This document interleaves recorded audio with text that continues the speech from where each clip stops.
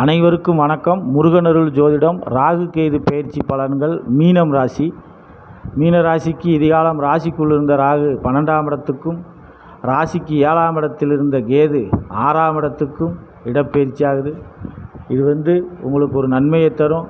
7ஆம் இடத்தில் கேது இருந்து பல உடல் உபாதைகளை கொடுத்துருக்கும். 7இல் கேது கணவன் மனைவிடைய சில சண்டை சச்சரவுலாம் இருந்திருக்கும். அதெல்லாம் நீங்கள் 6ஆம் இடத்துக்கு கேது வருவது உங்களுக்கு நன்மையை தரும்.